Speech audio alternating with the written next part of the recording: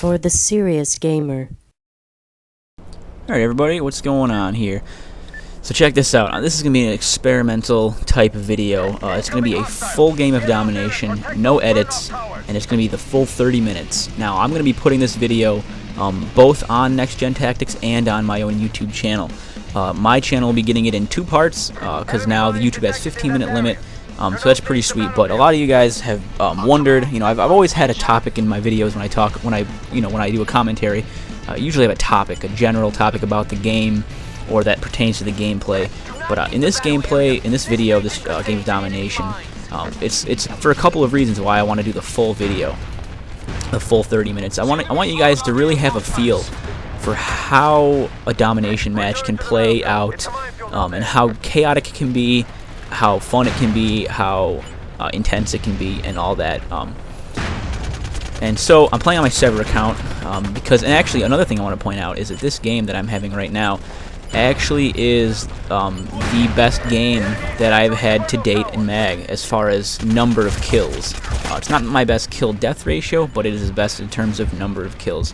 So when you're defending, like I am here, I'm using, of course, the motion sensor, the sensor jammer, and the SVER's SMG with the reflex and the silencer. I am only level 52 or 53, so I don't have the stability or the reload speed for the SMG, just the silencer, just the reflex. But one thing, a lot of people ask me how I am able to get so many kills and how I'm able to survive firefights when there's more than one guy, more than 2 or 3 guys even, and you'll see a couple of those instances in this video. And the key to that is strafing and headshots. You want to aim for their head, and you want to stay mobile. You don't want to let them get a beat on you. So if you're staying mobile, and you're going to see me make some mistakes in this video, of course. Another thing is hip firing. Hip firing is extremely helpful, and of course knifing. So right now, basically, they've got our bunker planted. It looks like we're about to defuse it. We've pretty much fought them off here. As you can see, they're coming on that right side. I noticed when you respawning, you can and the spawn kill. How great is that? When you're respawning, and this is right here is a blockade. The enemy OIC, officer in charge, has a bunch of passive abilities. Unlike the leader, squad leader, and platoon leader, here I am. I'm just respawning at the back of the map because I know that our bunker's gonna go down, and I don't want to worry about getting stuck in the respawn. If you're not ready to respawn, you will be stuck and have to wait another 30 or 20 seconds. And what I mean by if you're not ready to respawn is just if you're in the loadout selection, or if you are in the spawn selection screen. If you're not, if you're in a menu of some kind other than the scoreboard menu, you won't respawn while that's up. So that can be helpful too if you need to do something, like if you have to 30-minute game, I don't know, maybe if you have to go to the bathroom or something, you can just leave it on that menu and you won't respawn. But anyway, you shouldn't do that because you really need to be helping your team out.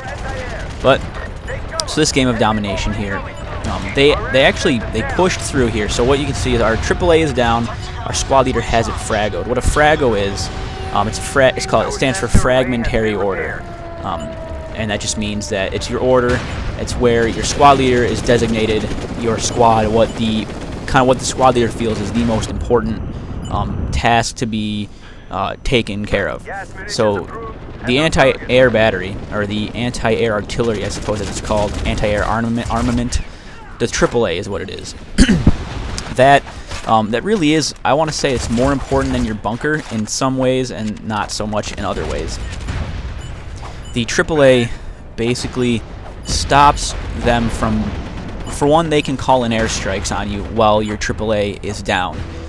And while it's up, they can't, of course. Also, it allows them, depending on which quadrant of the map you are playing on, it allows the enemy team to either spawn in helicopters as their forward spawn, or it allows them to parachute in. And this side of the map is a helicopter spawn.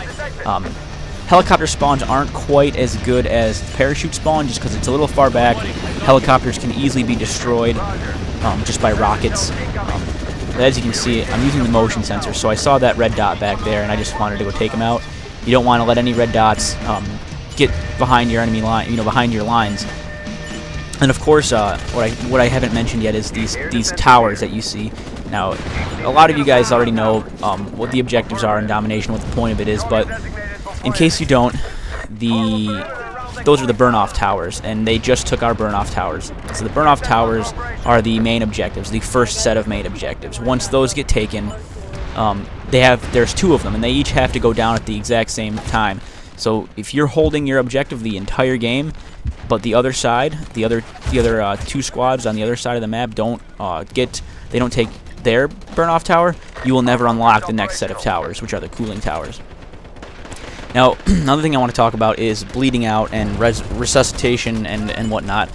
As you can see, there are times when I bleed out right away, and there are times when, and here our bunker was down, but I was distracted and I totally forgot to change my spawn back to the bunker, so I get punished for it, and I have to run all the way back up to the front of the map. But regardless, you'll see there are times when I bleed out right away, and there are times when I don't. And it's all based on what you can see going on around you and what your teammates are doing, and of course you always want to be communicating with them. If they say, you know, there's no way that I can get to you to heal you, then just go ahead and bleed out. If there are a full squad of enemies or 3-4 enemies around you and no allies, no friendlies, then you're going to want to go ahead and bleed out too. You don't want to lure any of your teammates to your body just to get killed while they're trying to revive you. That's just stupid. So you want to bleed out if, you know, depending on the situation. If you're in communication with your teammates and you say, you know, there's 2 guys on me, here's where they are, come take them out and then come heal me up, then usually you'll be successful. You don't want to, like I said, you just don't want to hand your guys any deaths that are unnecessary. But also, at the same time, if you're alive and one of your teammates is down and bleeding out and you want to go revive him, if there are 3, 4, 5 enemies around, then don't heal him. You know, don't heal him. Don't hand him another death, because chances are, you know, he's going to get put right back down as soon as you pick him up if there's that many enemies around. Now, if he's a good player, there's of course the chance that he'll survive and he'll be able to even get some kills and take all those guys out upon revival. But and that's what communication comes in. That's when communication is key, and how communicating with your squad mates who are down, who are on their way to revive you if you're down, can really determine whether or not that'll be a successful maneuver. You know what I mean? So,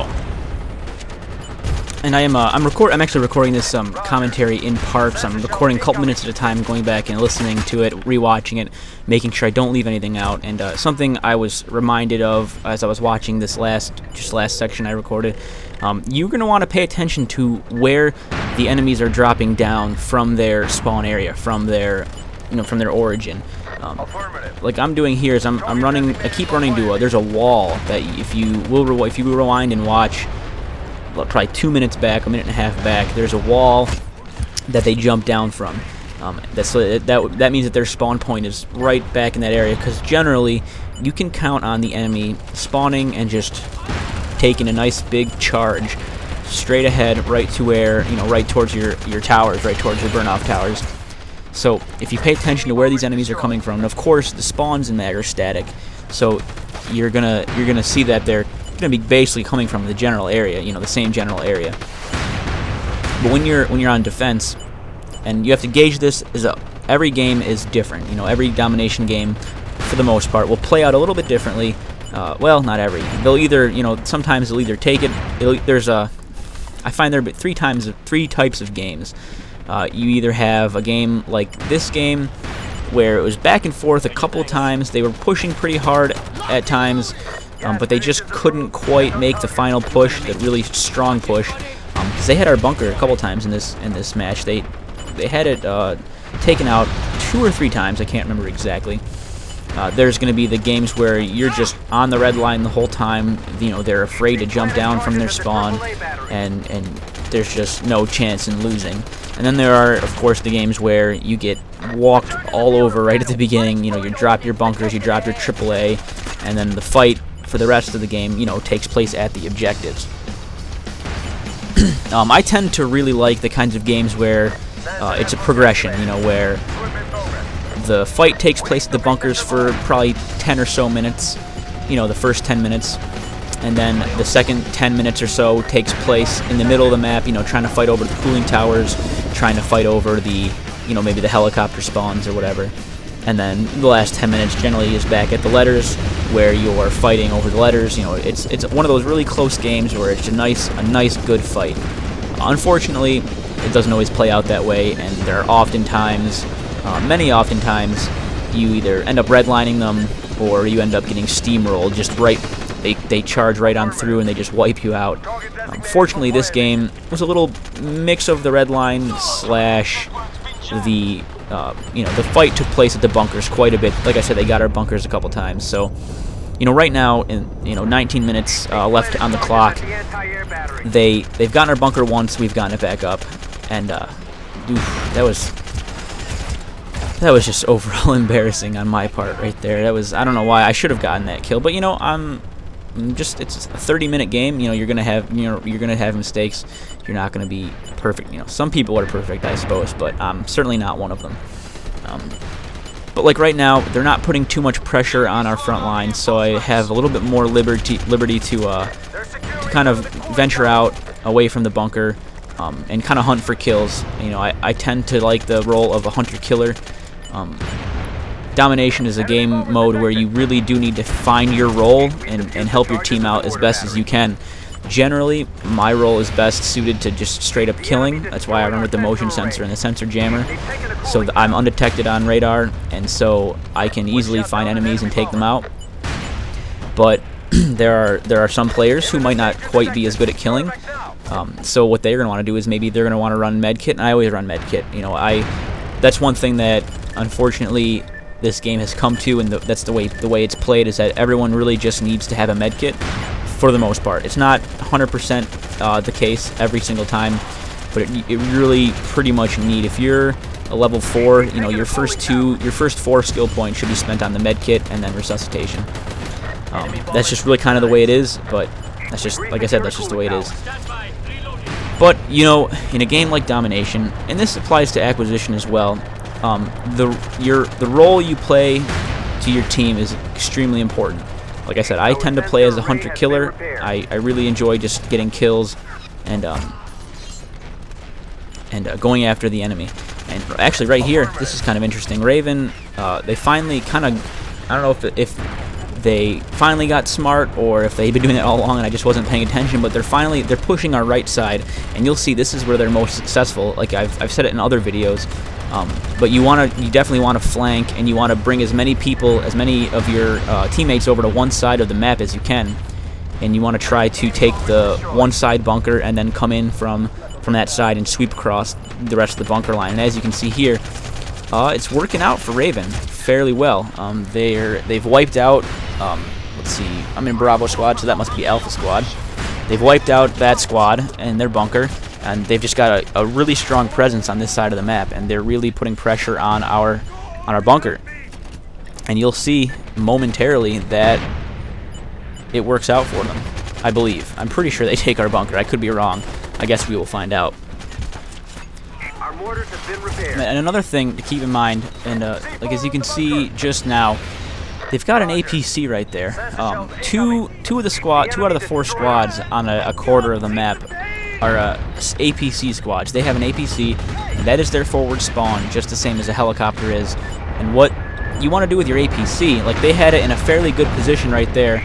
They, you know, because you want to, first of all, if you're defending, you want to take that APC out. You don't want it anywhere near your bunker. You don't want it anywhere near your base. You want to get rid of that thing. Take out your rocket launcher and blow it up, because that's a spawn point for them.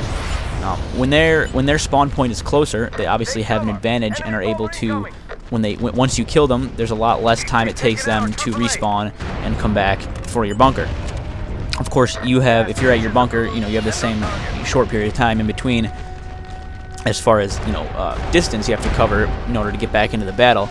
But of course, when you're defending, you want to have that APC. You don't want it anywhere near your base. It's just, you know, kind of the way it is. And now their AAA is down. See, they've keep putting pressure on this right side, and it keeps working out. So now they've got a helicopter here. So I don't have any rockets in my loadout. So what I'm going to try to do is I'm going to hang out near this helicopter, and I'm just going to try to kill anybody that drops down. So here's a red dot you can see pop up. He jumps down, and I knife him. And the reason why I could have shot him right there, you know, I easily could have shot him, I've got a silencer on my weapon. I wouldn't have popped up on his minimap. But a tip here is if there's a guy who doesn't know that you're near him, the second you start shooting, he's got a chance to turn around and shoot back. If he doesn't know you're there and you stay silent the entire time and just sneak up on him and knife him, there's a greater chance that you're going to get the kill, greater chance of survival on your part. And the reason for that is, if unlike certain other games in Mag, it does take a little bit more damage to kill an enemy. It takes a couple more bullets than in a game that like Modern Warfare 2 or Battlefield Bad Company 2. Actually, Battlefield Bad Company 1 takes quite a few more hits, if I do recall. But anyway, that's not the point. Mag does take a few hits to kill a guy, so you're gonna want, like I said, if you get a drop on a guy and he doesn't know you're there, you really are better off knifing him, especially if you can knife him in the back. Because knifing guys in the back, except for right there, I don't know what happened right there, knifing guys in the back does twice as much damage as it does to the front, or I think the side does 1.5 times the damage, and that's straight from a Zipper podcast. One of their early podcasts, they talked about knife damage and how it worked. So if you knife a guy in the back, it'll kill him. You're almost guaranteed a kill. And the only times I've found where you don't actually get the kill for knifing a guy in the back is in situations where there's some lag or glitches and stuff like that. But for the most part, you want to knife him in the back. And that's just why knifing is so effective in this game, because if the guy doesn't know you're there, he's probably not gonna turn around and try to get you. So if you just stay quiet, try to stay undetected. At least that's how I play. That's my role, is as the hunter-killer, as the slayer of this game, is to stay undetected and just try to keep the pressure off of my bunker. Now right here, let's see. I don't go for the defuse. Oh, it looks like it's already been defused, so never mind. I'm thinking of a different moment in the game.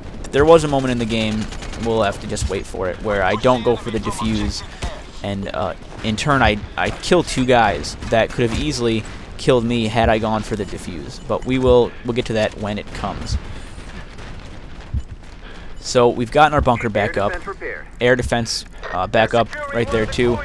There was a vote to kick up on the squad leader there, and I contemplated voting for him, but then I realized that he's actually been a decent squad leader, so I didn't really see a need to vote him, but I did think about it. Oh, and here is just a wonderful example of a medic being really stupid. Now look at that. If I had time and this weren't a 30-minute video and already pushing the time limits, I would have slow motioned that for you guys, because right there is a great example of why you want to clear your zone before you heal a guy, or 2 guys even.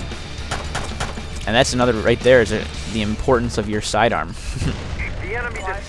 But going back to that medic right there, I'm curious.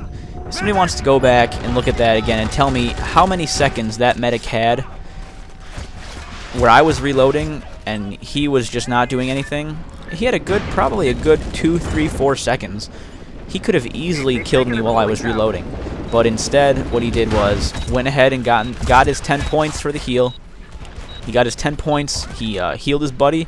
His buddy, also stupid, didn't try to kill me, but instead he's like, you know what, I still really want that 10 points. I'm going to go ahead and heal the guy in front of me, while I, of course, proceed to reload and kill all 3 of them. So I got 5 kills right there in a matter of seconds because of one stupid medic.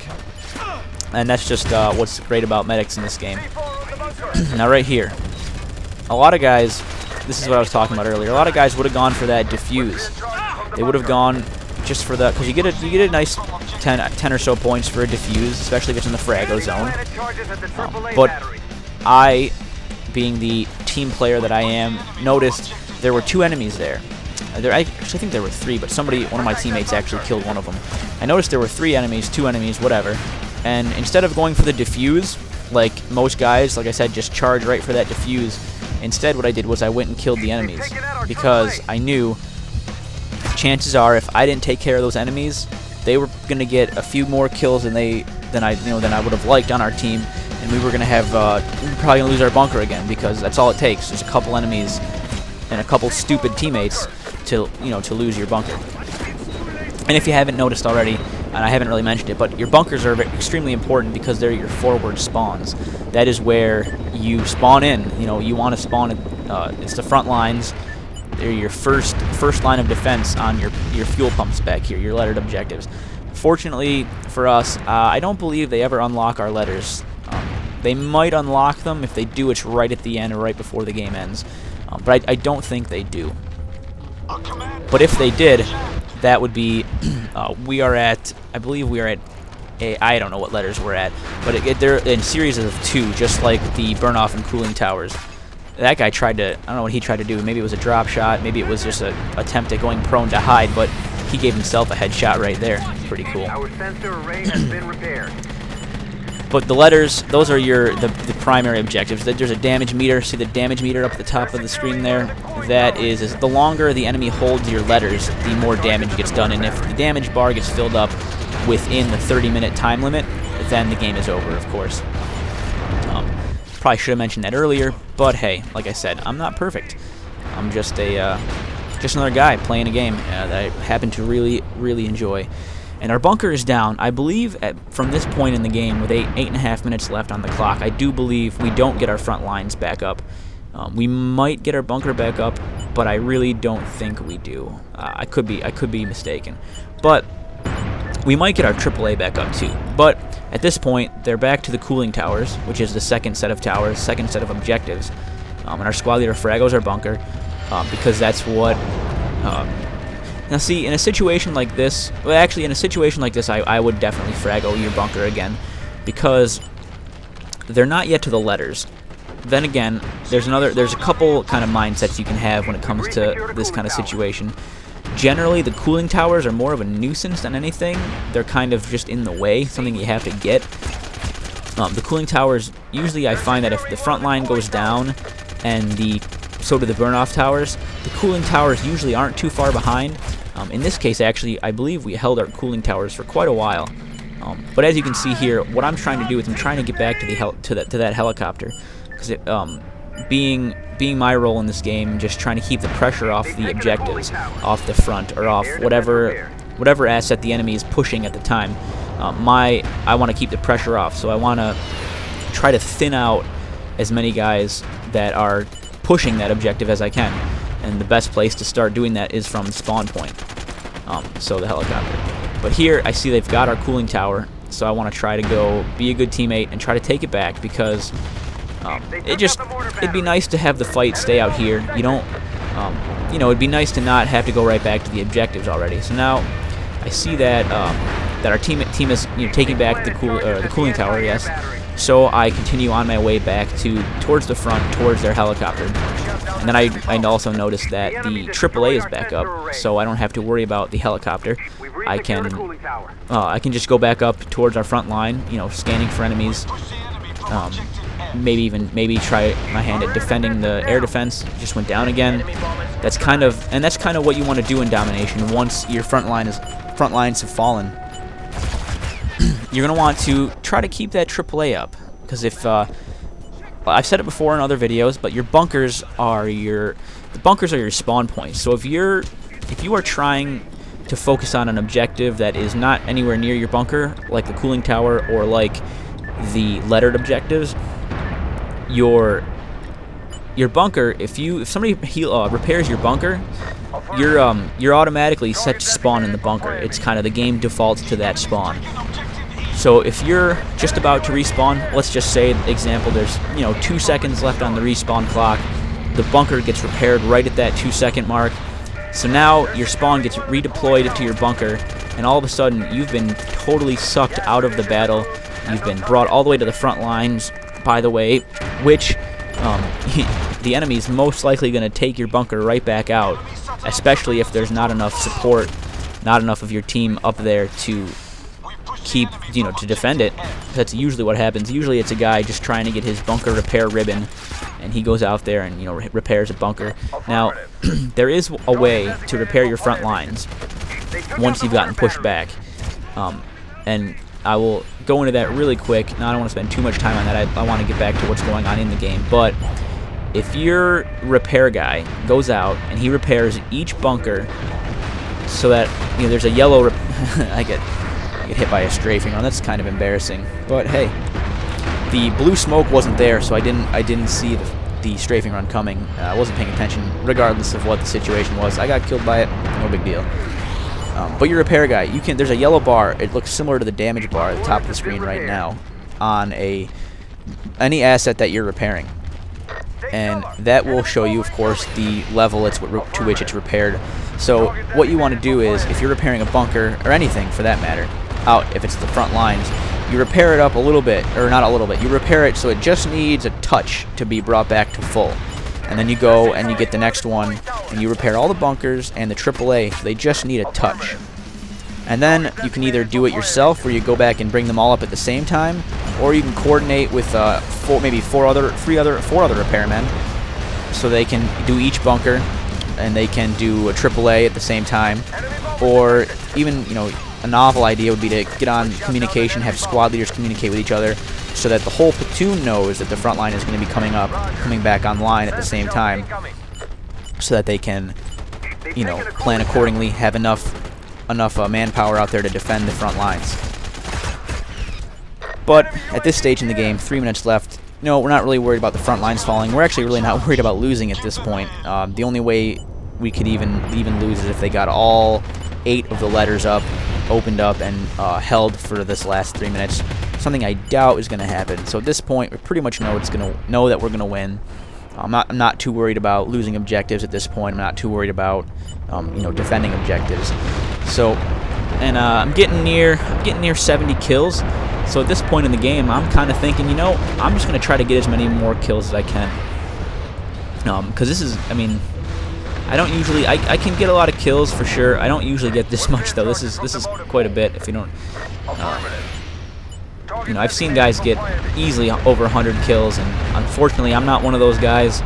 I really need to rely on the motion sensor and the sensor jammer in a game like this to try to get the kills. You know, of course it's really easy to get a kill when you see a flashing big red dot on your mini map. All you got to do is run towards it.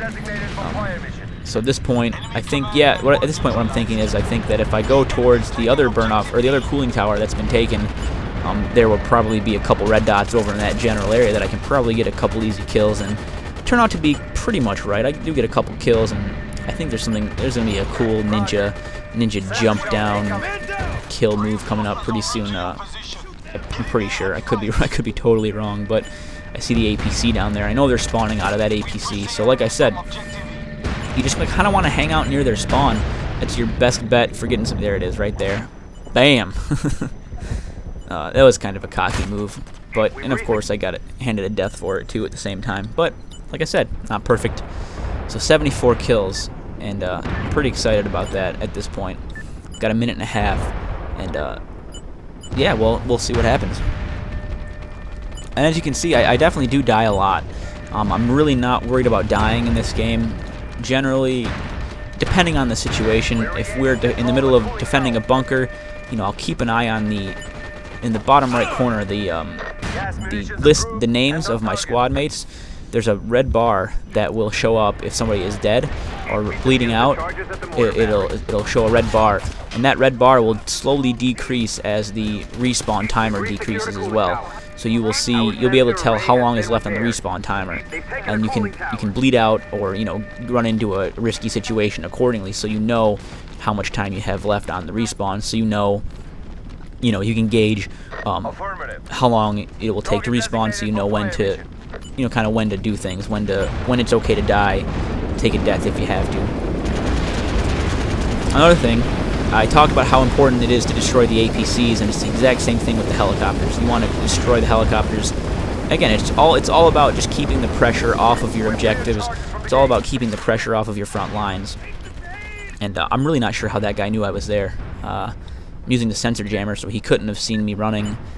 I don't know, but he killed me regardless. I've got 15 seconds left on the clock, plus I think it's a 13-second countdown showing, you know, at the end of the game. So let's go ahead and see if I can get 3 kills to make a nice round number of 80 at the end of this game. So here I am. I really want to get 3 kills. So now I've only got 13 seconds left to go. So I'm just gonna start shooting at whoever I see. There's assist and a kill. Come on, let's get 2 more kills, 2 more kills, 2 more kills. And I only got 1 more kill. Came out to be, of course, 79 kills, 29 deaths. You will see that pop up on the scoreboard momentarily, which is pretty sweet. I'm not gonna lie. It's a good game. I've never had a game where I've gotten that many kills, and so there's a game of domination for you guys. Hope you enjoyed it. I hope you can really get a feel for how chaotic a domination game can be. Hope you get a feel for, you know, what are some of the better ways to go about domination, and just hope you enjoyed the video. I'm glad you guys are enjoying MAG, and so that's it for the video. Thanks a lot, and later.